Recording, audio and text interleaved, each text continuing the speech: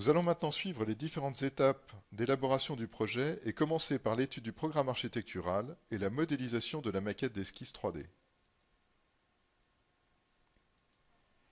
EcoSim Building Designer avec le module Space Planner permet de faire l'étude d'un programme architectural. Des programmes d'espace et de pièces sont importés au format XLS, TXT, CSV. Des cartes thématiques peuvent être réalisées à partir de n'importe quelle propriété d'espace. Le lien est dynamique entre les labels et les surfaces. En cas de modification des surfaces, les labels sont mis à jour. Des tableaux de surface utilisant les attributs peuvent soit être dessinés dans le dessin ou exportés vers Excel. Regardons une vidéo mettant en scène l'utilisation des espaces et l'importation d'un programme d'espace à l'intérieur d'EcoSim Building Designer. Nous voyons ici un tableau Excel comportant différents attributs sur des pièces. Nous allons importer ce programme d'espace à l'intérieur d'EcoSim Building Designer grâce au module Space Planner. Nous faisons une sélection du fichier que nous allons importer. Nous validons et nous voyons les différentes pièces importées à l'intérieur d'EcoSim Building Designer avec leurs attributs. Nous trions les différents attributs et validons l'importation des pièces. Une sélection de la totalité des informations permet de dessiner un diagramme dans le dessin. Cette représentation du plan est schématique et très pratique pour visualiser les surfaces qui sont partie du programme architectural. Il est possible de réaliser des cartes thématiques de ces espaces en fonction de leurs propriétés. Ça peut être par exemple le nom des pièces ou le département auquel elles se rapportent.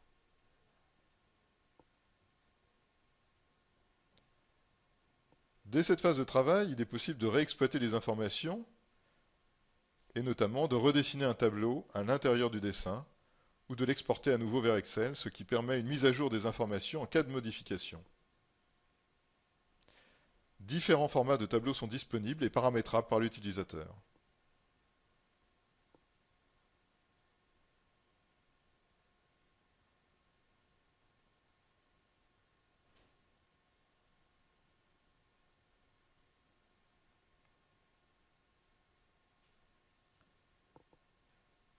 Nous allons maintenant naviguer vers un autre document mettant en scène une phase un petit peu plus avancée du projet. Si nous sélectionnons une pièce et en modifions la superficie, nous allons voir que le label d'espace se met lui automatiquement à jour et suit le redimensionnement de la pièce. Nous allons maintenant voir la mise en volume du projet et en particulier de l'esquisse.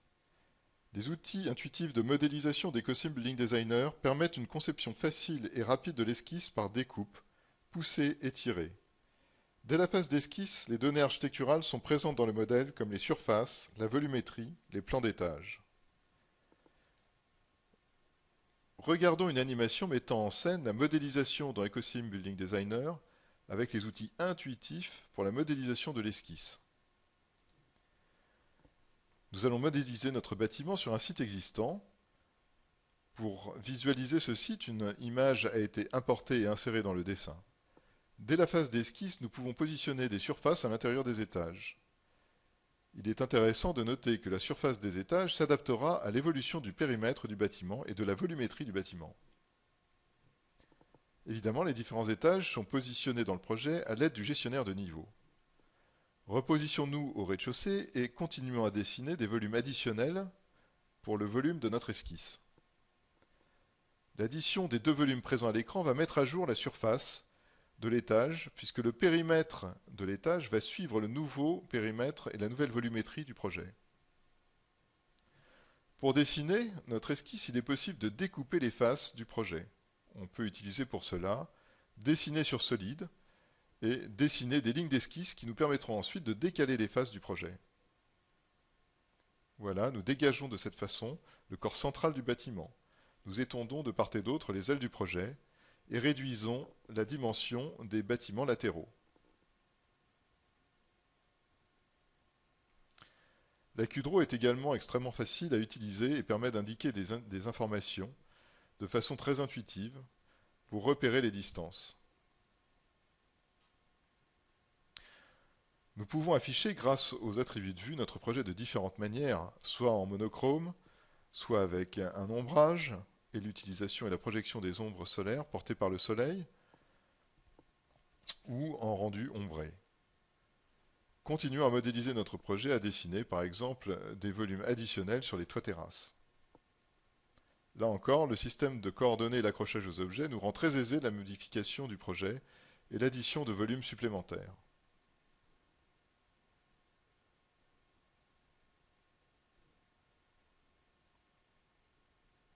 De cette façon, il est extrêmement facile de décaler des volumes et de retravailler les différents corps du bâtiment. Le dessin de lignes de construction sur les façades du projet vont me permettre de créer des outils de découpe qui me permettront par exemple de réaliser les toitures.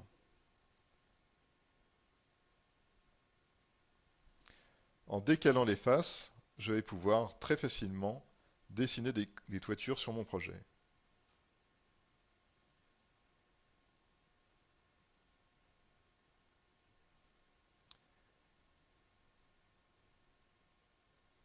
Intéressons-nous maintenant aux propriétés des étages et utilisons les attributs des étages pour réaliser une nomenclature à l'intérieur du dessin.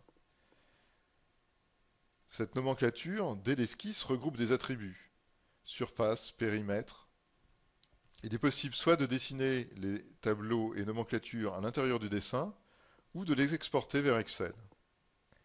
Nous allons maintenant voir les outils d'Ecosim Building Designer pour le calcul de l'ensoleillement sur le projet.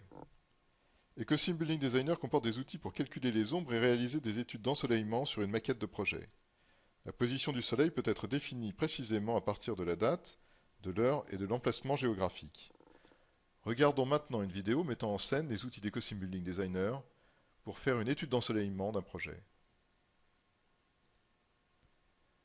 Nous nous appuyons sur une maquette tridimensionnelle et bénéficions d'un abac solaire nous permettant de définir la position du soleil par rapport au lieu géographique, à la date et l'heure. Il est également possible de déplacer dynamiquement le soleil sur le projet.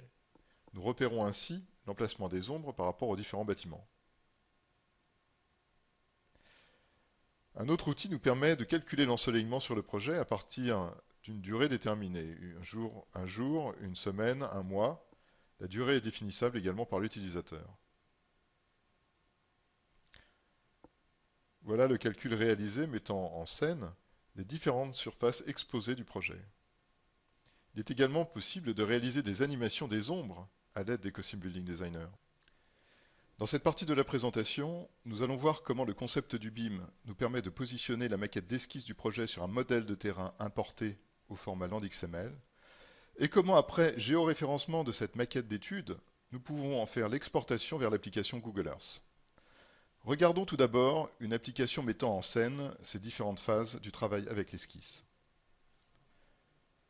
Tout d'abord, nous allons importer un modèle de terrain au format LandXML. Sélectionnons notre modèle de terrain, puis choisissons les différents éléments à importer. À partir des propriétés du modèle de terrain, il est possible d'afficher différentes propriétés, différents éléments, notamment les maillages ou les courbes de niveau, ou les profils ou les zones inondables. Nous allons maintenant draper une image orthoprojetée sur notre modèle de terrain. Sélectionnons dans le gestionnaire d'images les formats raster à attacher. Nous importons maintenant les différentes photos du site, photographies aériennes, que nous allons venir plaquer à la surface de notre modèle de terrain. Nous choisissons un rendu par ombrage. Puis, à l'aide du matériau placé sur ce modèle de terrain, nous pouvons procéder au plaquage des images du site sur le modèle de terrain. Et nous voyons à quel point les images sont précisément placées sur ce modèle.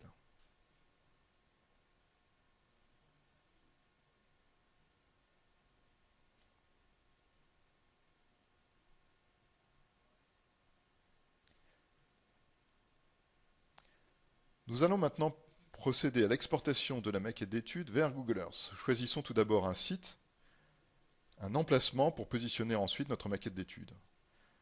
Nous allons prélever dans Google Earth des coordonnées que nous importons ensuite dans notre format DGN.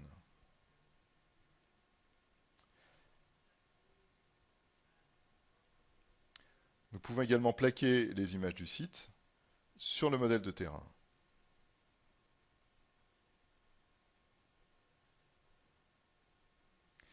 Il est ici possible de naviguer sur la maquette d'esquisse afin de l'étudier, d'en voir les particularités.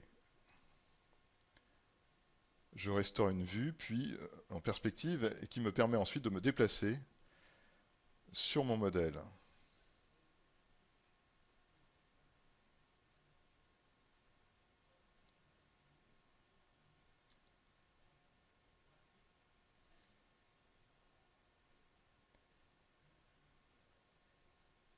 Après avoir navigué dans notre maquette d'étude, nous allons restaurer une vue en axonométrie.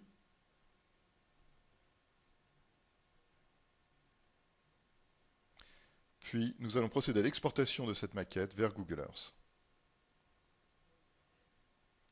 En fonction des coordonnées géographiques, la maquette d'étude est exportée sur son site grâce à l'application Google Earth.